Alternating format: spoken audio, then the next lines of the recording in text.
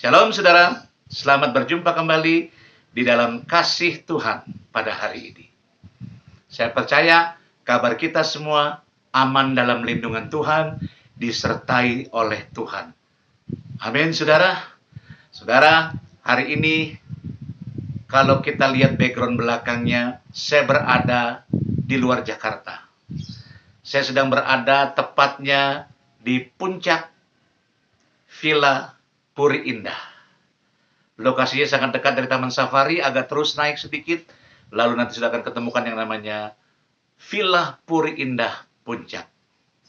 Nah, saudara, sudah bisa lihat latar belakangnya, bagus sekali bukan? Ada banyak pepohonan, kolam renang, ada suara-suara desauan air kali mengalir, bergemericik. Ada suara-suara burung sedang berkicau. Wow, ada suara-suara yang melambangkan kebesaran alam ciptaan Tuhan yang sangat luar biasa. Nah, saudara, melalui tempat ini, saya ingin menyampaikan kata shalom, damai sejahtera untuk kita semua. Amin, saudara. Kita akan mulai sharing firman Tuhan yang singkat pada hari ini. Bacaannya terambil di dalam 1 Tesalonika 18. Ayat ini sudah cukup terkenal, cukup ngetren, mungkin menjadi ayat favorit kita semua. Amin. Saya akan bacakan buat saudara. Mengucap syukurlah dalam segala hal, sebab itulah yang dikehendaki Allah dalam Kristus Yesus bagi kamu. Saudara, Alkitab mengajarkan kepada kita pada hari ini bahwa kita harus menjadi pribadi yang selalu mengucap syukur. Saudara, selalu ya, saudara ya. Jangan salah. Dalam segala hal lagi ditambah. Mengucap syukurlah dalam segala hal. Artinya, bukan hanya di saat saudara dan saya sedang diberkati, sedang dalam keadaan enak, semuanya dalam keadaan, wah, luar biasa. Bukan, saudara. Bukan hanya itu kita dituntut oleh mengucap syukur. Tapi di saat situasi-situasi kondisi yang tidak enak pun kita harus mengucap syukur. Seperti yang sedang kita alami, bangsa kita alami, muka bumi ini alami, pandemi COVID-19. Kita tetap harus mengucap syukur, saudara. Amin. Karena itu adalah atas seizin Tuhan. Dan itulah yang dikehendaki oleh Tuhan. Mengucap syukur. Dalam keadaan gak enak pun sekalipun. Saudara saya masihkah bisa berkata, Tuhan, Engkau baik. Di saat Engkau sedang libur kerja 3-4 bulan. Masihkah Engkau bisa berkata, Tuhan, terima kasih Engkau sungguh baik. Di saat gak ada pemasukan selama hampir 4 bulan lebih. Masihkah saudara saya bisa berkata, terima kasih Tuhan. Tuhan ternyata pelihara hidupku. Masih bisa saudara mengucap syukur. Alkitab mengajarkan kita pada hari ini. Mengucap syukurlah dalam segala hal. Yang mau katakan amin. Nah saudara, tentu ada ciri-cirinya bagi orang yang mengucap syukur. Tentu kita mau belajar pada hari ini. Ada ciri, ada tanda bagi mereka yang mengucap syukur. Ada saudara. Alkitab ajarkan. Kenalilah mereka dari buahnya. Saudara bisa bergaul mereka, mengenali mereka dari buahnya, saudara. Maka jangan sembarang bergaul. Jangan sampai salah bergaul. Akhirnya kita terperosok ke dalam jurang maut yang paling dalam. Haleluya. Bergaullah dengan orang-orang yang mengucap syukur. Kita mau belajar tanda-tanda orang yang mengucap syukur. Saya temukan di dalam bacaan kita pada hari ini. Yang terambil di dalam Amsal 4 ayat 23 sampai 27. Saya akan bacakan satu persatu buat saudara. Saudara cukup menyimak saja. Amsal 24 dari ayat 23. Yang pertama saya akan baca. Jagalah hatimu dengan segala kewaspadaan, karena dari situlah terpancar kehidupan. Alkitab mengajarkan yang pertama, jagalah hati, karena dari situ akan timbul kehidupan. Nah saudara, ciri orang yang mengucap syukur, yang pertama, mereka mau menjaga hati. Sekali lagi saya ulangi. Ciri-ciri orang yang mengucap syukur yang pertama, mereka mau menjaga hati. Saudara, kenapa hati ini harus dijaga? Karena dari hati ini, itu akan timbul yang namanya kehidupan. Akan terpancar yang namanya kehidupan. Ya, kalau hati saudara dan saya bersih, kehidupan saudara pun akan bersih juga. Kalau hati saudara dan saya kudus, kehidupan saudara dan saya juga kudus. Tapi sebaliknya, kalau hati kita bengkok, saudara, kehidupan kita juga akan bengkok. Kita paling sering, paling seneng kompromi dengan yang namanya dosa. Segalanya bisa diatur, kata istilahnya gitu. Asal Bapak senang, bisa kita atur, Pak. Waduh, gawat saudara kalau seperti itu ya. Nah, saudara, milikilah karakter orang-orang yang mau menjaga hati. Gimana cara jaga hatinya, Pak? Isilah hatimu dengan firman Tuhan yang pertama. Karena apa yang engkau isi, itu yang akan keluar. Hatimu engkau isi firman, maka yang keluar adalah firman. Amin, saudara. Setiap hari, pergunakan handphone ini, gadget ini untuk mempermuliakan Tuhan. Ada beberapa grup, oleh sebab itu gabung-gabunglah di grup yang penuh dengan firman Tuhan. Setiap pagi, saya ada hampir 30 grup, 20-30 grup. Firman Tuhan semua, setiap pagi isinya yang harus saya baca, pegel juga, saudara. Hanya untuk baca firman Tuhan, dari grup itu bisa butuh setengah sampai 1 jam.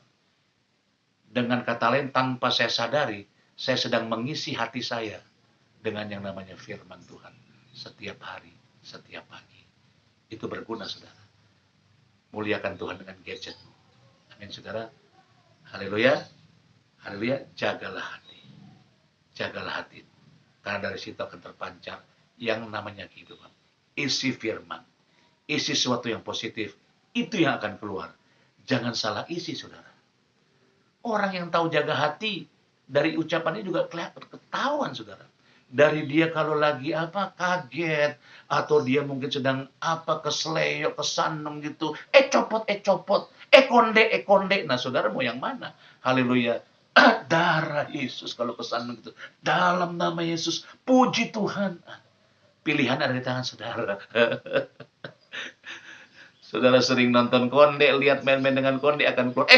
Konde yang keluar, saudara. Copot. Tapi kalau sudah dipenuhi firman, yang keluar tuh firman. Darah Yesus, hampir aja aku jatuh. Haleluya, dalam nama Yesus, terima kasih Tuhan, kau luputkan aku dari mana. Beda, saudara. Apa yang kau isi di dalam hatimu, itu akan keluar. Haleluya. Yang kedua saya temukan, saudara, ciri orang yang mengucap syukur yang kedua ada di dalam Amsal 4. Masih di ayat 4, jangan kemana-mana, saudara. Ayat 24 saya akan bacakan. Buanglah mulut serong daripadamu. Jauhkanlah bibir yang dolak-dalik daripadamu. Yang kedua, ciri orang yang mengucap syukur yang kedua, mau menjaga mulut, jaga lidah. Penting, saudara, kenapa mulut lidah ini harus dijaga? Karena dari mulut lidah perkataan kita ini bisa mengutuk orang dan memberkati orang. Dari mulut lidah yang sama ini bisa membangkitkan, membangun hati jiwa orang, bisa melemahkan, membunuh karakter seseorang. Tuh. Cuma dari satu mulut, saudara. Hati-hati. Jaga mulut kita. Jangan jadi orang-orang Kristen yang bocor mulut. Jangan, saudara. Jangan. Jangan jadi orang Kristen yang bermulut ember. Istilah ya, saudara ya. Saya juga dalam tanda kutip. Bocor mulut, mulut ember, itu istilah dalam tanda kutip. Haleluya. Dan yang ketiga, saya temukan masih dalam Amsal 4. Amsal 4 ayat 25. Biarlah matamu memandang terus ke depan, dan tatapan matamu tetap ke muka. Biarlah mata kita tetap terus memandang ke depan. Nah, saudara, yang ketiga saya temukan, ciri orang yang mengucap syukur. Yang ketiga adalah mau menjaga pandangan matanya. Mau menjaga pandangan matanya tetap ke depan. Fokus kepada Tuhan. Yang mau katakan amin. Saudara, mata ini liar, saudara. Amin. Salah satu kelemahan lelaki itu di mata, saudara. Hanya hati-hati dengan mata ini. Buat para kaum pria, suami-suami. Hati-hati gunakan matamu. Haleluya. Mata itu kelemahan bagi sang pria, saudara. Nggak bisa lihat yang wow, eye catching. Haleluya. Haleluya. Jaga pandangan matamu. Yang Tuhan mau, mata kita tetap fokus ke depan. Saya teringat satu pujian. Ku pandang wajahmu dan berseru, pertolonganku datang darimu.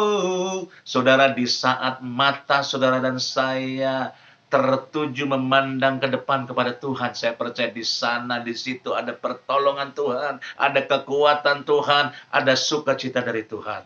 Yang mengerti katakan amin. Oleh sebab itu arahkanlah pandanganmu hanya kepada Tuhan. Jangan kepada manusia. Manusia bisa mengecewakan, sekalipun itu sahabat, kolega, keluarga, saudara, dan sahabat. Bisa mengecewakan. Tapi kalau mata kita memandang kepada Tuhan, maka engkau akan mendapat pertolongan Tuhan. Yang terakhir, Amsal 4 ayat 20-27 akan bacaan buat saudara. Tempuhlah jalan yang rata, dan hendaklah tetap segala jalanmu. Janganlah menyimpang ke kanan atau ke kiri, jauhkanlah kakimu dari kejahatan. Yang keempat, ciri orang yang mengucap syukur. Yang keempat adalah mau menjaga langkah.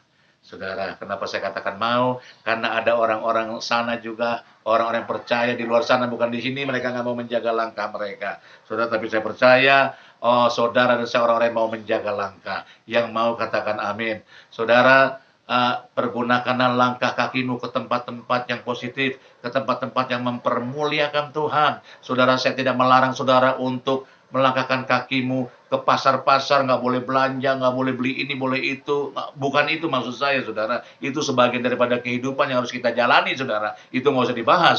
Tetapi maksud saya, arahkanlah kaki langkah kita untuk mempermuliakan nama Tuhan juga dong. Arahkan kaki langkah kita ke tempat-tempat yang positif, ke tempat-tempat yang berkenan di hadapan Tuhan. Arahkanlah kaki langkahmu ke tempat jiwa-jiwa yang sedang memerlukan pertolongan Tuhan, ke orang-orang yang sedang lemah, keterikatan, keterbelenggu yang perlu ditolong. Arahkan kaki langkahmu ke sana. Dan yang terakhir saya tutup, arahkanlah kaki langkahmu untuk memberitakan kabar baik di dalam nama Yesus. Itulah yang Tuhan mau, saudara. Itu yang bisa saya bagikan pada hari ini. Biarlah itu mempermuliakan nama Tuhan. Segala kemuliaan bagi Tuhan. Terima kasih, mari kita berdoa. Bapa, terima kasih buat firman-Mu pada hari ini. Biarlah itu boleh menjadi cermin bagi kami untuk menjadi pelaku bagi firman.